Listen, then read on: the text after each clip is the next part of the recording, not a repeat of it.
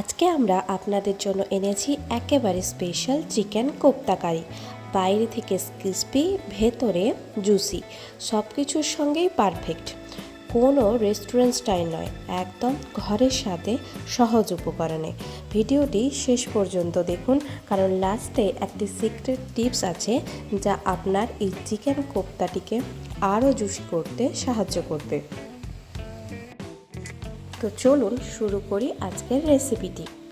প্রথমে যে সকল উপকরণ লাগছে আমি সব নিয়েছি এখানে চিকেনের কিমা আধা গ্রাম, পেঁয়াজ কুচি, টমেটো কুচি, আদা রসুন পেস্ট, কাঁচা লঙ্কা পেস্ট, আর একটু পেঁয়াজের পেস্ট, কাঁচা লঙ্কা কুচি, ধনেপাতা কুচি আর একটা ডিম। এবারে আমরা চিকেন কিমাটাকে ম্যারিনেট করব। প্রথমেই দিয়ে দেব একটি ডিম আর 2 থেকে 3 চামচ কুচিয়ে রাখা পেঁয়াজ, কুচিয়ে রাখা কাঁচা লঙ্কা আর আদা রসুনের বাটা, আর দিয়েছি ধনেপাতা। আর এখানে আমি ব্যবহার করেছি 2 বড় চামচের কর্নফ্লাওয়ার, যেটা আমাদের এই কোপ্তাটাকে বাইন্ডিং করতে সাহায্য করবে। আর দিয়েছি পরিমাণ মতো লবণ, লঙ্কা গুঁড়ি, ধনে গুঁড়ি আর অল্প পরিমাণ জিরে গুঁড়ি। এবারে খুব ভালো করে আমাদের এটা মাখতে হবে। যত ভালো করে মাখবেন কোপ্তাটা কিন্তু ঠিক ততটাই সফট হবে। এবারে একটু আমি ঘি দিয়েছিলাম আর একটু সফট করার জন্য। এটাকে মাখিয়ে কিছুক্ষণ আমি রেস্টে রেখে দিয়েছিলাম, ধরুন এই 5 থেকে 10 মিনিটের জন্য সেট হওয়ার জন্য। এবারে হাতে তেল লাগিয়ে ছোট ছোট এটাকে কোপ্তার আকারে করে নেব। কোপ্তাটা কিন্তু খুব বড় সাইজের করবে না, কারণ ভেতরটা অনেক সময় কাঁচা থেকে যেতে পারে, তাই মাঝারি সাইজ বা একটু ছোট সাইজের করার চেষ্টা করবেন কোপ্তাগুলি। দেখুন এখানে সমস্ত কোপ্তাগুলি আমাদের প্রায় রেডি হয়ে এসছে। এবারে কড়াইতে তেল দিয়ে কোপ্তাগুলিকে মিডিয়াম ফ্লেমে, মিডিয়াম আঁচে, আর তেলটা খুব মিডিয়াম হিটেই ভেজে নেব হালকা করে। বেশি কড়া করে ভাজার দরকার নেই, কারণ গ্রেভিতে এমনিতে আবারও কুক হবে, তাই হালকা করে ভেজে আমরা এটাকে তুলে রাখবো। একে একে প্রত্যেকটা কোপ্তা আমরা ঠিক এইভাবেই ভেজে নেব।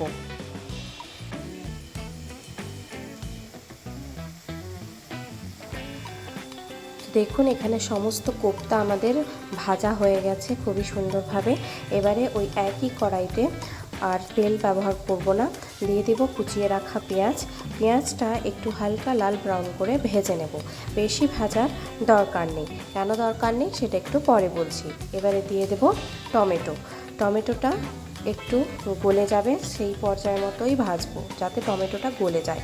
তারপরেই দিয়ে দেব আমন্ডস আর 1 চামচ পরিমাণ মতো তেল। আপনারা এখানে আমন্ডসের বদলে কাজুও ব্যবহার করতে পারেন। সমস্ত উপকরণ ভাজা হয়ে গেলে এবারে আমরা মিক্সিং জারে নিয়ে এটার একটা স্মুথ পেস্ট তৈরি করে নেব। সেই জন্যই বলেছিলাম যে পেঁয়াজটা বেশি ভাজার দরকার নেই।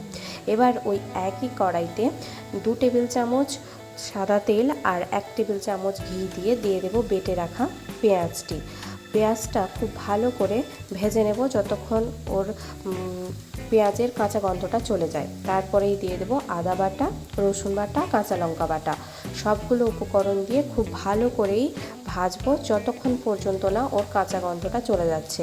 কাঁচা গন্ধ চলে যাওয়ার পর যোগ করে দেব আমাদের বেটে রাখা পেস্টটি, ওই যে পেঁয়াজ, টমেটো, আমন্ড আর তিলের পেস্টটি। সমস্ত উপকরণ দিয়ে খুব ভালোভাবে কষবো। কষা হয়ে গেলেই দিয়ে দেব 1 চামচ পরিমাণ মতো হলুদ গুঁড়ো, 2 চামচ পরিমাণ মতো কাশ্মীরি লাল লঙ্কার গুঁড়ো, 1 চামচ ধনে গুঁড়ো আর 1/2 চামচ জিরে গুঁড়ো।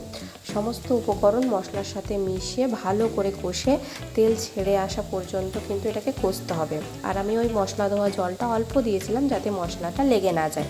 এবার দেখুন তেলটা কিন্তু আমাদের ছেড়ে এসছে। এবারে পরিমাণ মতো আমরা জল দিয়ে দেব, যতটা আমাদের গ্রেভির প্রয়োজন সেই পরিমাণ মতোই, বেশি জল দেওয়ার দরকার নেই। আর এখানে আমি অল্প পরিমাণ মতো আমাদের লবণ দিয়েছি। আর আমি ঘরোয়াভাবে একটা গরম মশলা তৈরি করেছিলাম।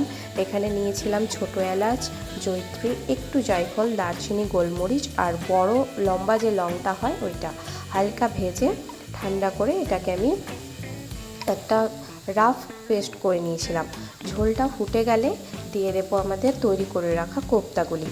মিডিয়াম ফ্লেমে কোপ্তাগুলি দেওয়ার পর আর নাড়াচাড়া না করেই এটাকে আমি ফুটতে দেব 1 মিনিট পর্যন্ত। 1 মিনিট ফুটা হয়ে গেলেই দিয়ে দেব তৈরি করে রাখা গরম মশলা আর উপর থেকে ছড়িয়ে দেব ধনেপাতা।